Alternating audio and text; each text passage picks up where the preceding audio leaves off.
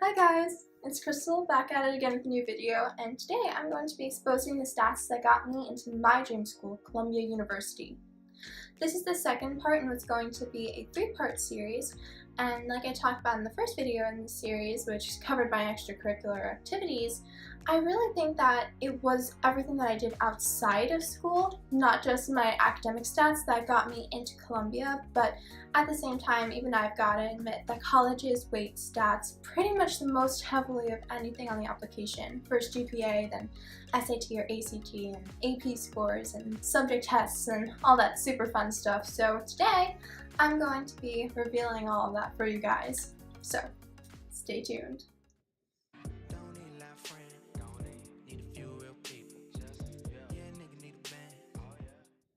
I took what I'd say was a pretty heavy load of APs in high school, but since they were all spread out through the different years, it never felt too overwhelming for me. You can see them in all their glory and beauty on this fine screen here. You can see that probably the highlights for me were probably the AP Englishes, AP World History, and AP Spanish because, if you can't tell, I'm pretty much the most stereotypical humanities person in the world, and I will fight anyone who tries to take that title away from me because I have earned it, you guys. On the topic of all things College Board, my SAT, as I mentioned in my video on how to get into Columbia, was a 1560. My PSAT was 1480, and as you can see, both times my scores were exactly the same amount of points away from the top score that you can get on either of those exams. And even if you calculate for, the different scales, the SAT is a 1600, PSAT is out of 1520, the ratios are still practically identical. No growth. None. I also had my SAT subject tests, which of course were in the humanities too, because if they weren't, then who would I even be? So I had a 790 on the literature test, and then I had a 740 on Spanish. And you'll probably hear a lot, don't submit scores that are below 750 or some really high number like that. And I'm here to tell you, you can get below 750 and actually get into your dream school. I would definitely say you don't want to submit lower scores if you have them, something along the lines of the 600s or below, but 700 and up, you can probably trust that in most cases. I mean, a single SAT subject test isn't going to be what makes or breaks your application unless, like in certain cases, is required. Okay, so now we get to the most important part, which of course is grades, since they are the lifeblood of a student's existence after all.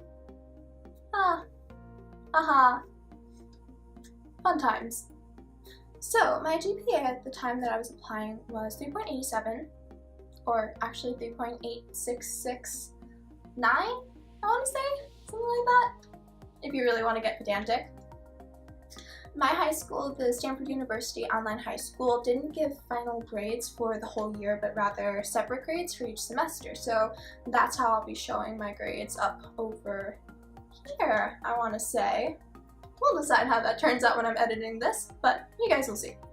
So freshman year was kind of hard for me since A, the transition from middle to high school was real, and B, my mom ended up being rushed to the emergency room 25 times that year. And she's totally okay now, but that was definitely pretty rough and took a toll on my grades a little bit, so that's why you can see that there are a lot more B's here. But thankfully I was able to pick myself up in time for sophomore year, and since then it was a little bit smoother sailing, so hopefully this can serve as a little bit of a pick-me-up for any of you guys who are worried about slightly lower grades in freshman year, that kind of thing. Colleges really want to see growth, and especially if you have an understandable reason for why your grades might have been a little bit lower in a certain semester or course or year in general, then they're going to understand. It's not that you have to achieve an unattainable 4.0 or 4.5 or something like that. So then we move on to sophomore year, and this is really when things started picking up in terms of difficulty for me. I was taking AP Lit, which was absolutely my favorite English class I had ever taken at that point, but which also really demanded that I go way deeper in my writing and just critical thought and analysis than I ever had before. And I was also taking AP Calc AB, which, oh my god, it absolutely destroyed me. I swear, I did pretty terribly on the fall midterm exam, and clawing my way up from that to get an A for the end of that semester was probably the hardest thing I've ever done. But once again, hopefully a little motivation for you guys. I did it. I dug myself out of the trenches. You can too. Jazz hands. Yay. Good times. Most of my other courses that year were pretty standard, so my school has this core curriculum where we have a required course for 9th grade, one for 10th, then another for 11th and 12th, and this year was the History and Philosophy of Science, which was amazing. And then Spanish 3 is pretty self-explanatory, and then I had this guy over here, Advanced Topics in Biological Research. Oh my goodness, this class is an awesome example of just a class that I absolutely loved and that also didn't really take a humongous toll on me like some of the others. Looking at you, AP Cal. So this class really looked good on my college house because it was post-AP biology, so it was university level bio, but I was taking the standard version of it, which only met once a week, whereas the writing version of this class met twice a week, and the students also had to complete like a 20-page research paper, I think. So just for a little explanation really quickly about how my school worked in terms of the scheduling, because I know like once a week, twice a week, that's gotta sound really weird to you guys. At the Stanford University Online High School, classes are scheduled in blocks, so there are certain classes for 75 minutes on Mondays and Wednesdays, and then 75-minute classes on Tuesdays and Thursdays. So this class I had on Mondays, and then the writing people also met on Wednesdays. Speaking of which, if you guys want me to make a video on my experience at the Stanford University Online High School, or like a day in the life of being online schooled or something like that, I'm totally down. Just let me know down in the comments. From there, we move on to junior year, which was basically the peak of my entire life in terms of just the sheer output of work that I put into that whole thing. So you may notice that I have 7 classes per semester over here instead of like 5 or 6 like I had in previous years, and that's the standard for full-time enrollment at my school. We also have part-time and single course, but full-time is usually 4 or 5 classes and sometimes 6. So what happened was I actually ended up slipping through my school's electronic system somehow by registering for 7 classes, and they didn't actually tell me this until the end of the year, so I was just kind of chugging along doing my 7 classes, having no idea that I technically wasn't allowed to do this. I was having a great time though. I loved these classes. Look at this. It's like creative writing, this is English, advanced topics in literature. That was amazing. Oh, this was like my dream year. It was amazing. So I had no idea that I wasn't supposed to be doing it, but I was living my best life.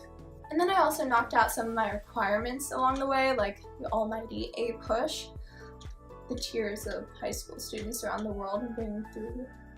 And then just living it up in the classes that I was just doing because I loved them, like AP Spanish. I had the same teacher for 5 years of Spanish, and this is from like 8th grade to 12th grade, and now we're working together on my school and consulting company, My Ivy Education, and it is awesome!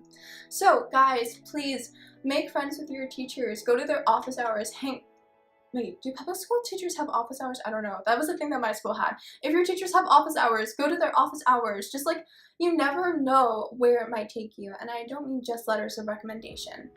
And at long last, we get to senior year.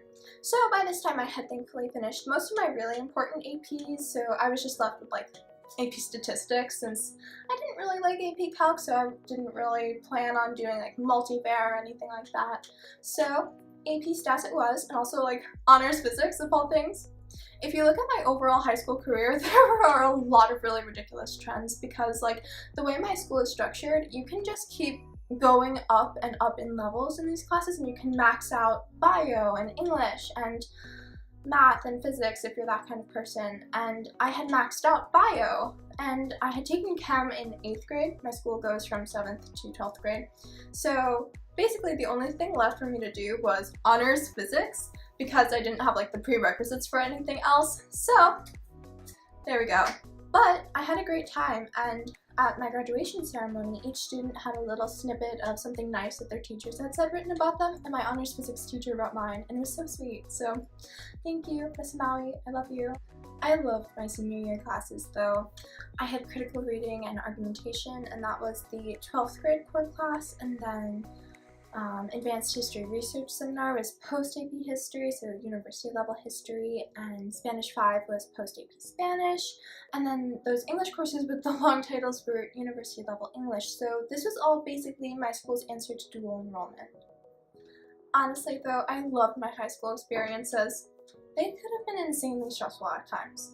Looking at you, that one time that my Calc BC teacher thought that I wasn't submitting my AP Calc assignments because the submissions portal was malfunctioning and she was almost going to give me a D, and that was kind of terrifying. But overall, the classes were so deep and thought-provoking, and they really didn't have much busy work, and just overall the teachers were so brilliant and funny and helpful. I never could have just pulled myself up from the struggles that I had freshman year without the help of all my teachers, and if any of you are watching now for whatever reason, this is for you. Thank you guys so much for watching this video, and if you enjoyed, please don't forget to like and subscribe for all things Columbia, Ivy League, academics in general. You can follow me on Instagram, Twitter, Facebook, Snapchat, anywhere you would find a young human person in the 21st century. Thank you again for watching, and I'll be back this time again next week with a new video. Bye. You've got to admit that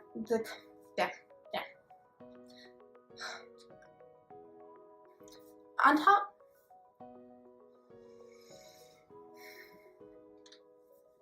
I was taping, oh my god. So, if you enjoyed this video, if you guys just, oh my god,